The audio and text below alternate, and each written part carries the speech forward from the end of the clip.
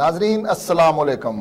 Programme ادب اور ادیب کے ساتھ عرفان مصطفیٰ صحرائی حاضر خدمت ہے. ناظرین، پروگرام ادب اور ادیب میں ہر بار ایک نئی کتاب کے ساتھ اس کے ادیب بارے بھی بتایا جائے گا، اس کا اظہار خیال بھی پیش کیا. آج کے پروگرام کی کتاب اور اس کی مصنفہ کمل یہاں ہمارے ساتھ ہے. ہم نے جب ان سے کتاب بارے میں دریافت کیا تو ان کا کہنا تھا کہ میری کتاب میرے ہی جذبات کی عکاس ہے. اس میں خوشیوں کے ساتھ غم بھی ہیں، اس میں اپنوں سے شکووں کے ساتھ اغیار کے ستم بھی ہیں. اس کتاب میں جو کچھ محسوس کیا اشعار کی شکل میں لکھ دیا. اس کو پڑھ کر لوگ کہتے ہیں کہ جو انسان محبت میں ناکام ہوتا ہے وہی ایسی شاعری کرتا ہے، لیکن مجھے تو خود معلوم نہیں ہے کہ میں نے کس سے محبت کری. میرا خیال ہے کہ میں ہر انسان سے ہی محبت کرتی رہی ہوں، لیکن اس معاشرے میں انسان کم اور حیوان زیادہ ہیں، اور اس بھیڑیوں کی ہستی میں انسان ہی ڈھونڈتی رہی. اے کاش مجھے ایک انسان مل جاتا، مگر ایک بھی نہ مل سکا. میری کتاب کا تو یہی خلاصہ ہے. اندھیری ہے میری دنیا چاند نگر میں، اندھیری ہے میری دنیا چاند نگر میں، بتاؤں کیا ہمارے لیے ستارہ نہیں کوئی. جانا کہ درد عام ہے دنیا میں، مگر کمل جیسا یہاں درد کا مارا نہیں کوئی. جی کمل صاحبہ، آپ کمل ہیں اور کمل کے ساتھ تو کانٹے نہیں ہوتے، لیکن آپ کی شاعری محبت کے ساتھ درد بھری ہے. اس کی کیا وجہ ہے؟ السلام علیکم سر. سب سے پہلے میں بہت زیادہ شکر گزار ہوں کہ آپ نے مجھے اپنے پروگرام میں آنے کا موقع دیا. تو جو آپ نے کویسچن کیا ہے بڑا ماشاءاللہ پیارا کویسچن ہے. میں کہتی ہوں کہ کمل جو ہے نا، یہ اس کی بدقسمتی ہے کہ اس کے ساتھ کانٹے نہیں ہیں، کیونکہ جس پھول کے ساتھ کانٹے نہیں ہیں اس کو لوگ پاؤں کے نیچے بہت جلد مسل دیتے ہیں. تو جہاں تک میری بات ہے تو میں تو چلتا پھرتا کمل ہوں. تو میرے ساتھ سمجھ لیں کہ یہ جو غم اور ستم وغیرہ وغیرہ ہیں، یہ اس کے کانٹے بہت زیادہ ہیں میرے ساتھ. تو لیکن یہ کہ میں الحمدللہ یہ کمل ہوں. اچھا کمل صاحب، یہ اگر ہم آگے چلیں تو آپ سے پوچھتے ہیں کہ کیا کب یہ خیال آیا اور کیسے؟ ویسے تو عموماً یہ کہا جاتا ہے کہ شاعر جو ہے وہ خود نہیں بنتا بلکہ یہ بورن شاعر ہوتا ہے، لیکن آپ کو کب خیال آیا کہ مجھے شاعری کرنا چاہیے؟ سر میں نا سمجھ لیں کہ میرے ذہن میں کافی دیر سے تھا کہ میں کچھ لکھ سکتی ہوں، اور میں لکھتی رہی ہوں تھوڑا تھوڑا. تو اصل میں جب لکھنا شروع کیا 7th کلاس میں تھی میں، تو ہمارے اسکول میں ایک فنکشن ہوا، اس میں انہوں نے نا مشاعرہ رکھا بچوں کا. تو اس پہ کشمیر ڈے پہ انہوں نے کہا کہ آج آپ نے کچھ لکھنا ہے. تو میں نے ساری بچیوں نے لکھا، میں نے بھی اچھا پہلا شعر جو تھا وہ پہلا آپ کا وہی تھا جو آپ نے میں نے سب سے پہلے جو لکھا وہ کشمیر پہ لکھا. اچھا کشمیر. ہاں جی، ہم لوگ شاید کشمیری ہیں اس لیے تھوڑا سا نا ہمارا ان کے ساتھ بہت زیادہ انسیت ہے، ہاں بہت زیادہ ٹچ ہے. تو میں نے پہلا شعر جو ہے کشمیر پہ لکھا تھا. رنگ لائے گی دعاؤں کی تاثیر ایک دن، رنگ لائے گی دعاؤں کی تاثیر ایک دن، لے کے رہیں گے وادی کشمیر ایک دن. یہ میری اس وقت کی غزل تھی. پوری غزل تو مجھے یاد نہیں، لیکن میں نے اس کا پہلا شعر آپ کو سنایا. اچھا کشمیر کے حوالے سے جب دیکھا جاتا ہے کہ ان کی کشمیریوں کی آج تک 1947 سے لے کے آج تک 77 سال ہو گئے ان کی داد رسی نہیں ہو رہی، تو اس درد کو محسوس کرتے ہوئے کیا آپ آج بھی محسوس کرتی ہیں کہ کشمیریوں پہ اور بھی کچھ لکھا جا سکتا ہے، یا کہ ابھی آپ نے مکمل کر دیا اپنا خیال؟ نہیں سر، جتنا بھی لکھیں کشمیر پہ وہ کم ہے، کیونکہ جتنا انہوں نے اب تک خون بہا چکے ہیں وہ لوگ، میں سمجھتی ہوں کہ ہماری لفظ تو کچھ بھی نہیں ہے اس کے آگے. تو ہماری تو دعا ہے کہ اللہ تعالیٰ ان کی جو کاوشیں ہیں ان کو اللہ تعالیٰ پورا کرے اور ان کو آزادی ملے. یہ تو ہمارے دل کا درد ہے ایک.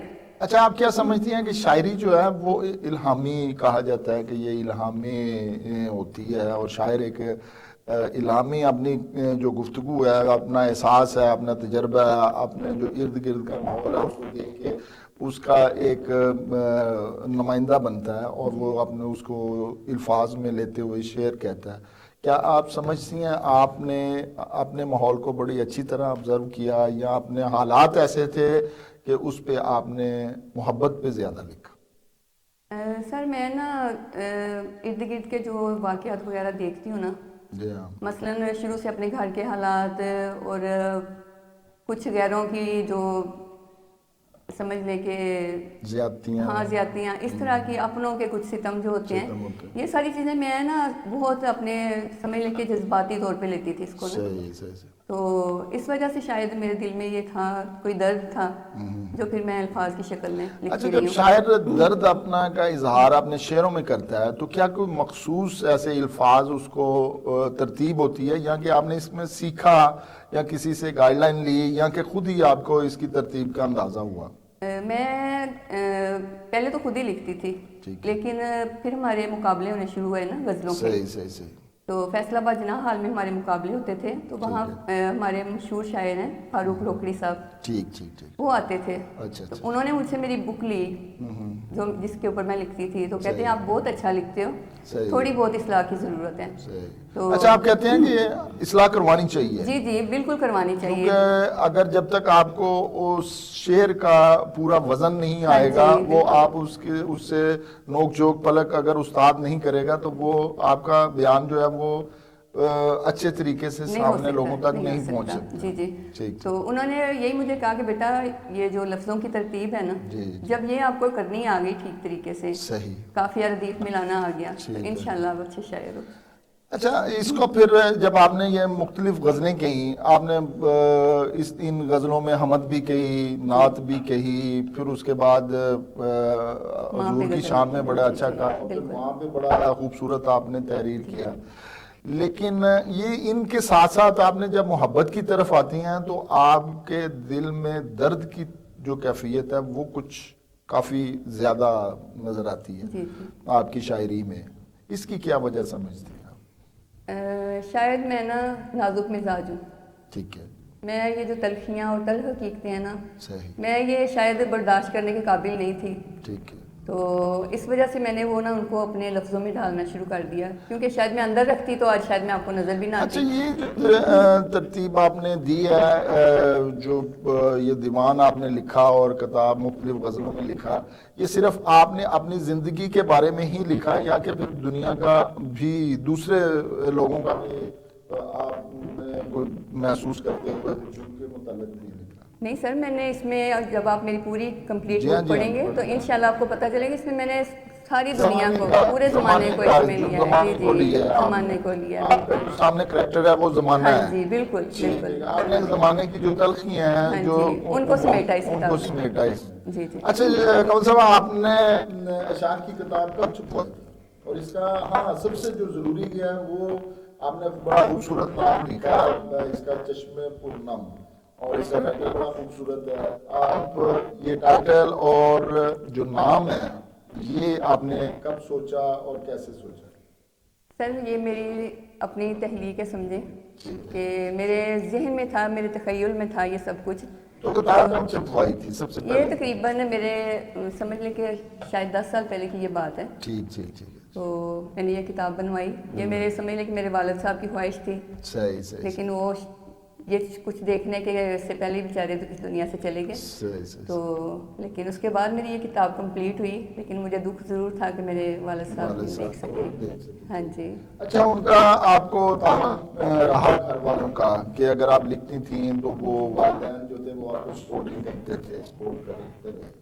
سر میں نا جب طالب علمی کے دور میں لکھتی تھی، اپنا اسکول کالج کا کام کر کے میں نے کافی دیر تک بیٹھے رہنا، لکھتے رہنا. تو میرے والد صاحب میری والدہ سے کہتے ہیں کہ پتہ نہیں یہ کڑی کی لکھتی رہتی ہے. تو امی جی نے مجھے صبح کہا کہ آپ کیا لکھتے رہتے ہو؟ پھر پاپا پوچھ رہے تھے رات کو، تو میں نے کہا کہ امی جی آپ کو پتہ ہے میں غزلیں لکھتی ہوں. تو کہتے آج پھر آئیں گے نا ان کو سنا دیں. تو میں نے اپنے والد صاحب کو جب غزل سنائی تو وہ رونے لگ گئے.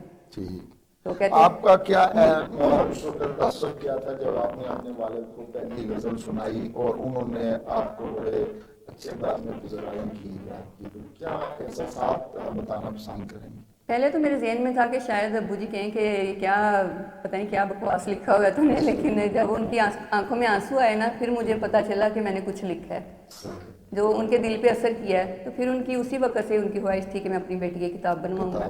جی جی، تو انہوں نے مجھے بڑا سپورٹ کیا. سپورٹ کیا، جی. اچھا جب آپ شادی ہو گئی، آپ نے شادی سے پہلے یہ کتاب لکھی؟ ہاں جی جی، میں نے لکھی ہوئی ہے. میری سمجھ لیں کہ 4-5 کتابیں بن سکتی ہیں، پھر جتنا جب میں نے مواد ہے میرے جب پاس. خواتین میں خاص طور یہ ہوتا ہے جب شادی ہو جاتی ہے تو پھر وہاں پہ وہ ان کا جو تخلیقی کام ہے وہ تھوڑا سا رک جاتا ہے بعض وقت. تو کیا آپ کو سسرال کی طرف سے پھر ٹھیک رہا یا کہ وہاں پہ کوئی قدغن رہی؟ نہیں سر، میرے ماشاءاللہ سسرال والے بڑے اچھے تھے. میرے سسر جو تھے ماشاءاللہ وہ بھی بڑے، یعنی کہ نا سمجھ لیں کہ ان چیزوں کو بہت پسند کرتے تھے. ادبی لوگ ہاں تھے جی، ادبی اور لوگ تھے ادب کے حوالے سے انہوں نے ہمیشہ آپ کو سپورٹ کیا. بالکل بالکل. اچھا اپنے چشم پر نم پر کتنی پذر آئی لوگوں کی طرف سے اور کتنی تنقید برداشت کرنا پڑی؟ لوگوں کی طرف سے گھر والوں نے تو آپ کو ہاں جی سپورٹ کیا، لیکن لوگوں نے جب آپ کا یہ سنا تو اس وقت کتنی تنقید ہوئی اور کتنی پذر آئی ملی؟ سر جتنے لوگوں نے میری بک پڑھی ہے ماشاءاللہ سب نے یہی کہا ہے کہ ایک غزل پڑھیں تو دل کرتا ہے آگے بھی پڑھیں. صحیح. سب نے میری تعریف کی ہے، مجھے تنقید کا سامنا ابھی تک نہیں ہوا. اچھا جب شاعر ہوتا ہے اس کا تخیل، اس کے خیالات، اس کا احساسات، اس کی فکر جو ہے وہ ہمیشہ اس کا ایک تسلسل رہتا ہے اور زمانے کے ساتھ ساتھ بدلتا رہتا ہے. کیا اب آپ سمجھتی ہیں کہ ابھی آپ کے پاس بہت کچھ لکھنے کو ہے اور کیا شاعری جاری رکھیں گی اور کیا دوسری کتاب بھی لانے کا کوئی امکان ہے جلدی؟ سر جب تک انسان کی زندگی ہے نا، جی جی جی، یہ دنیا کے ستم، دنیا کی جو باتیں ہیں یہ ختم نہیں ہو سکتی. صحیح. تو پھر غزلیں کیسے ختم ہو سکتی ہیں، شاعری کیسے ختم ہو صحیح، سکتی ہے؟ صحیح. جب تک زندگی ہے انشاءاللہ میں لکھوں گی. صحیح. اور نیکسٹ بک میری انشاءاللہ اللہ تعالیٰ نے ساتھ دیا تو میں پنجابی کی بک لکھ رہی ہوں، بلکہ لکھی پڑی ہے میرے پاس. ٹھیک ہے. تو اللہ نے اچھا اردو ادب اور پنجابی ادب میں کیا فرق محسوس کرتی ہیں آپ؟ کیا اردو ادب کو پسند کرتی ہیں یا کہ پنجابی ایک ہماری پنجاب کی مادری زبان ہے اور اس کو فروغ ملنا چاہیے اور اس ادب کو بھی آگے کرنا چاہیے؟ جی سر، میں سمجھتی ہوں کہ اردو میں نا انسان تھوڑا لمٹ میں رہ کے لکھتا ہے. جی جی. ٹھیک ہے. تو لیکن پنجابی جو ہے وہ مادری زبان ہے، وہ مادری زبان میں جیسا کھلا مرضی لکھ جو سکتا ہے. دل میں آیا کر دیا. ٹھیک ہے. ہاں جی. اور اپنے جو خیالات ہیں، اپنے تخیل جو ہے وہ اس کا اظہار پنجابی میں آپ سمجھتے ہیں زیادہ ایزی آپ سمجھتے ہیں. تو اگلی جو کتاب ہے وہ آپ کی پنجابی میں آئے گی. ٹھیک ہے. اور آخر میں ہم چشم پر نم کے حوالے سے آپ سے ایک ریکویسٹ کریں گے کہ آپ اپنی پسندیدہ غزل کوئی جو ہے وہ ناظرین کو سنائیں. جی سر ضرور انشاءاللہ. عرض کیا ہے. جی جی. بند مٹھی میں ریت کی طرح زندگی ہے، بند مٹھی میں ریت کی طرح زندگی ہے. واہ. سرک جائے گی یہ سرکتے سرکتے. واہ واہ.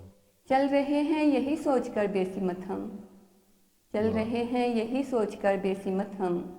یوں ہی منزل ملے گی بھٹکتے بھٹکتے. مجھے تو نے رسوا کیا ہر جگہ پر، مجھے تو نے رسوا کیا ہر جگہ پر. مجھے تو نے رسوا کیا ہر جگہ پر. یہ کہہ دیں گے اس سے جھجکتے جھجکتے. گلہ نہ کیا پر کوئی نہیں اپنا، گلہ نہ کیا پر کوئی نہیں اپنا. پرکھ لیا سب کو پرکھتے پرکھتے. اب نہ دیں گے اس میں جگہ ہم کسی کو، اب نہ دیں گے، اب نہ دیں گے اس میں جگہ ہم کسی کو. کہاں آج دل نے دھڑکتے دھڑکتے. کہاں ان سے میں نے تباہ حال ہوں میں، صحیح. کہاں ان سے میں نے تباہ حال ہوں میں. دل نہ لگاتے وہ بولے مٹکتے مٹکتے. لگتا ہے بھر گیا ہے جام زندگانی، لگتا ہے بھر گیا ہے جام زندگانی. کمل چھلک جائے گا یہ چھلکتے چھلکتے. بند مٹھی میں ریت کی طرح زندگی ہے، سرک جائے گی یہ سرکتے سرکتے. اس خوبصورت شاعری کے ساتھ احساس ہوتا ہے کہ ادب جو ہے وہ ابھی زندہ ہے. ادب کے ساتھ زندگی کا بڑا لگاؤ ہے اور زندگی کو چلانے کے لیے ادب کا ہونا بہت ضروری ہے. ہمیں فنون ادب کی طرف زیادہ توجہ دینی چاہیے، نئی پود کی طرف جو کہ ادب کے حوالے سے بہت دور ہوتی جا رہی ہے. ہماری یہ ایک کاوش ہے ادب اور ادیب کی، اور اس کے ساتھ ہم یہ تسلسل سلسلہ مشن جاری رکھیں گے. اور اس وقت اس خوبصورت شاعری اور شاعرہ کے ساتھ اپنے میزبان کو عرفان مصطفیٰ سرائی کو دیجیے اجازت. آئندہ پروگرام تک کے لیے اللہ نگہبان.